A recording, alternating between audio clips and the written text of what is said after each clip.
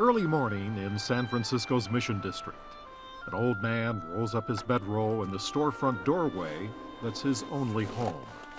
Well, I've been living on the street for 6 years, sleeping in doorways.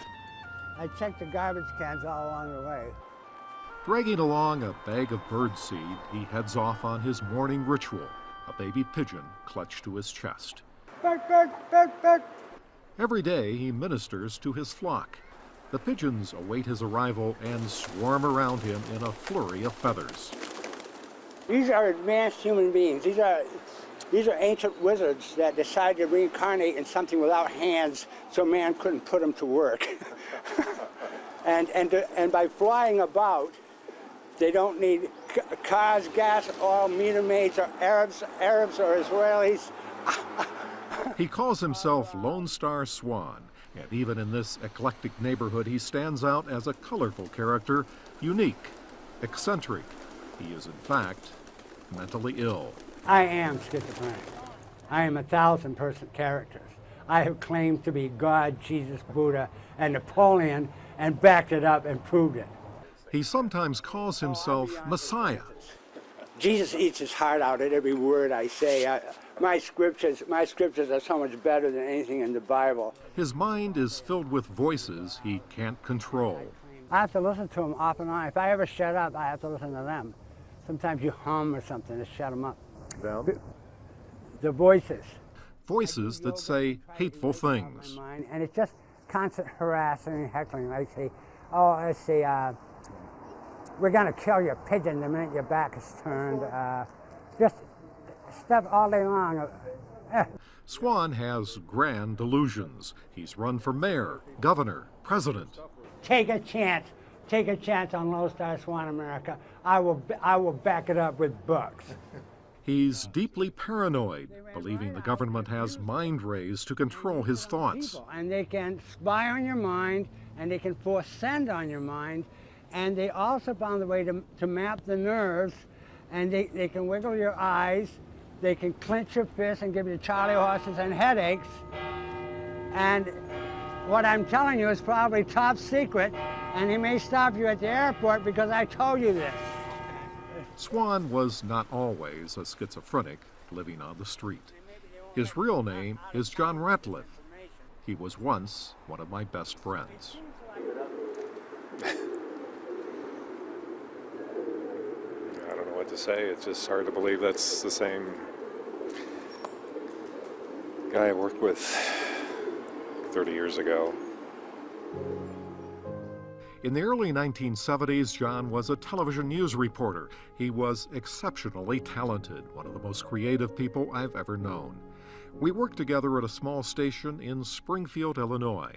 John went on to produce documentaries. This one, called Sam, about the Special Olympics, won a first-place prize at the San Francisco International Film Festival. In those days, John was a family man with a wife and 4 children. In so many ways, he was such a great father, and so caring, and so much fun, and so charismatic. With the birth of Casey, he changed. Something just changed. In a small house in Minneapolis, Mary Ratliff raised John's children by herself. I didn't want to leave him, but I obviously couldn't live like that, or the kids. Mary escaped with the kids in 1974 when John began having psychotic episodes and threatened the family. I mean, he held us hostage on a farm for 2 weeks. Kids would eat corn from the cornfields during that time. I was down to 85 pounds. Chris, I had hives all over her. I'll always love him. I may always be a little bit angry, and I will always be a little hurt that he wasn't there when I was growing up.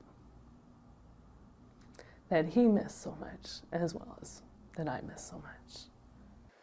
I longed for a dad most of my life.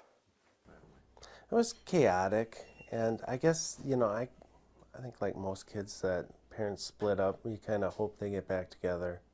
And I was always so mad at him because I thought he could change, that he could change. And I just couldn't figure out why he was doing this, why he was breaking up the family. As Mary learned more about schizophrenia, she eventually understood John could not control the destructive thoughts that seized his mind. Out of necessity, Mary has become well educated about mental illness. Her oldest son, David, also suffers from schizophrenia. One time we had David, finally got him into the emergency room, and he's just screaming that they're taking my brain away, they're taking it, and you can't get through to it, you can't break that. There is a strong genetic component to schizophrenia. If one of your parents has the illness, you have a 10% chance of having it too. So anytime your own behavior gets a little erratic, or you're under a lot of stress, or any other normal type of, you start wondering, well, you know, am I going crazy for real? It's not only a life-changing disease, it's a many lives-changing disease. Schizophrenia has fractured this family and traumatized every one of the Ratliffs, especially Mary. Oh, the kids can tell you I've cried my share of tears. Helplessly, because you're just helpless. At first they'll be scared of you because they know what human beings are like, you know. While the Ratliff kids grew up without their father, they kept his memory, and all of them have tried in some way to renew a relationship with him. Everyone in my family has felt the need to go out and rescue him in some way, or make a difference, or get him off the streets. Casey went to San Francisco last summer to find his father. And I walked right up to him, I said, Lone Star Swan. He goes, yes, who is this? I go, John Ratliff? And he said, yeah. Who are you? I said, I'm your son, I'm Casey Ratliff. And he carded me. He wanted my license. He wanted to know if I was telling him the truth. He goes, well, Casey laughs to cover the hurt he feels from his father's rejection. And he never let me hug him. He let me shake his hand. I know what illness is, and, you know, logically, and I'm educated and whatever, but it didn't matter. It still stabbed you in the heart. It's one of the dilemmas of this disease. John's paranoia prevents him from accepting help from the people who love him the most. And I frankly think I probably have no kids, but I helped raise partway 4 kids. Under our laws, John has a right to choose this life, even if it's not entirely a rational choice. So here he remains on the streets of San Francisco, feeding his birds and spreading his offbeat ideas. Almost every day, he pecks out a one-page newsletter on an old typewriter. He calls it his rag, and he writes about mind rays and pigeons, his dreams and delusions. He passes out copies in the neighborhood. Most people ignore them, but there are some loyal readers who find a certain insight through John's insanity. And at the same time, there was kind of a poetic truth to everything he was saying that I found to be really interesting.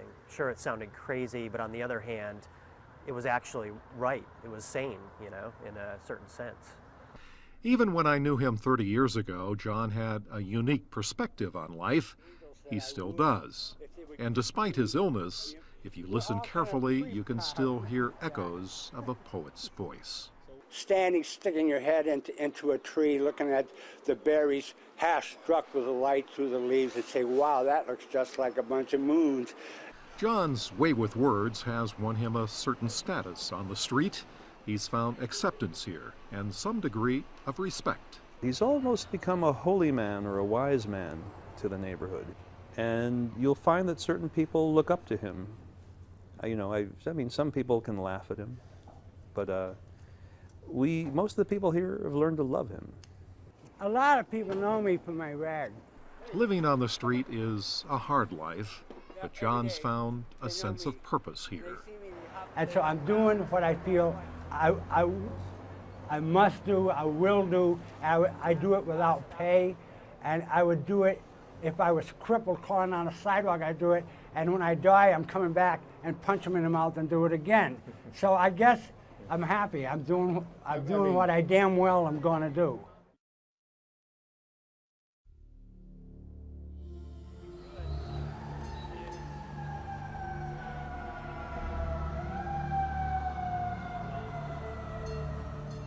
For someone with schizophrenia, just walking down a crowded street can be a perilous journey. The sights and sounds of everyday life can overwhelm the senses. And so there is a flood of things from the outside. So schizophrenics are very distracted by sounds in the environment, by people talking in the background, which they begin to suspect might be whispers about themselves. And so the whole thing gets jumbled together, and to try to make some sense out of it, schizophrenics end up either feeling that they're being persecuted, that someone's trying to influence their brain, or that there are actual voices in their brain that have taken over their brain. Dr. Robert Friedman heads a staff of 40 researchers at the CU Health Sciences Center who are trying to unravel the mysteries of schizophrenia. This is the ultimate human illness because it's an illness in the way that people think about themselves. There you go. Is that all right? Did it hurt? Yeah. And it's an immensely complicated illness. Researchers at CU are looking at brain waves to trace how the wiring gets crossed inside the head of a patient with schizophrenia. Miswiring is not a bad analogy.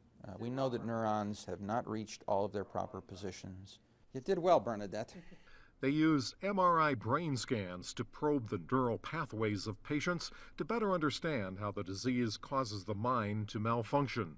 And the researchers are dissecting DNA to unlock the genetic code that can trigger schizophrenia. Anywhere from 6 to 10 genes are now being actively researched as possible causal elements in schizophrenia.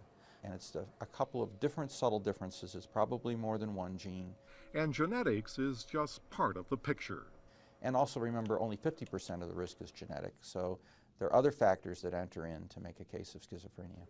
Factors like prenatal care, viral infections perhaps, and minor brain injuries. We're hopeful in the long run that things like better prenatal care, which protects the head before birth, better attention to head protection after birth, which includes fighting infections and bicycle helmets and skiing helmets, and all those good things will protect people's brains so that the risk of these brain illnesses like schizophrenia and other brain illnesses as well will decrease. One surprising but promising area of research is nicotine. When we were with John Ratliff in San Francisco, he smoked constantly. In fact, 80% of schizophrenics are smokers. It's a form of self-medication. It's not very effective. The effect is extremely brief. But smoking does help calm schizophrenics, so the researchers are looking at how that happens in the brain and how to duplicate the calming effects without the health risks of smoking. The drugs that are being developed here at the University of Colorado are all targeted to look like nicotine and its positive effects and to remove all of the negative effects. Finding better medications is the #1 goal of researchers. That's correct. We want better treatments and fewer side effects so that we have drugs that people feel comfortable taking for long periods of time. I'm kind of leery of medications. Like John Ratliff, many people with schizophrenia refuse to take medication because of the debilitating side effects. Lifelong, it's very hard day after day after day to want to take a medication that makes you feel stiff, that can make you tremble, that can increase your appetite dramatically, that makes you sleepy. There is some urgency to this research. Thousands of schizophrenics die every year. Their suicide rate is 100 times higher than the general population's. It's a very desperate illness. People are tormented with the voices. The paranoia fill their heads, really crush their spirit. And there can be other victims, as in the case of Andrea Yates. The voices inside her head told her to drown her 5 children. If you look at crime in general, schizophrenics are not overrepresented. But people who have schizophrenia who are not adequately treated are prone to violence. And many very spectacular and very tragic crimes are committed by people with schizophrenia who are not being well treated. So they may try to kill you to protect you from being killed by the CIA. John Ratliff's ex-wife Mary learned early on that her mentally ill husband could suddenly turn violent. And he came in and he just stormed that room and beat me almost to death. I've also carried some fear, from him. When he had his breakdown, was somewhat violent. Despite the fear, Chrissa Ratliff says she still loves her father and misses him. I would do anything for one hug. It's difficult for Chrissa and her brothers to talk about their father, but they're willing to bear the pain so people will have a better understanding of this illness. I mean, it's the first step. You know, with awareness, maybe we can have compassion and understanding and empathy. And maybe from that, something will develop. It's a disease. It's not a choice. Back at the University of Colorado Health Sciences Center, researchers are hoping for more funding. They say schizophrenia deserves more attention since it's such a devastating and common illness. It afflicts about 1% of the population, more than 2 million Americans. On the one hand, things look pretty good in Colorado in terms of what we're capable of doing. On the other hand, the underfunding is still dramatic, and so we could do more given the tools we have today, as well as continuing to develop new tools for the future. While Friedman says they've made enormous progress in understanding schizophrenia, much work remains to be done. A cure is not on the horizon. But I fell through the crack in the universe and went flying over in dream time. So for John Ratliff, the outlook is not promising. He's likely to live out his life here until he finally fades away into the cracks of the sidewalks that have become his home. I'm almost gone, right? I'm 61 years old. How can I possibly live past 70 or something? I'm almost out of here. I'm a short timer, right?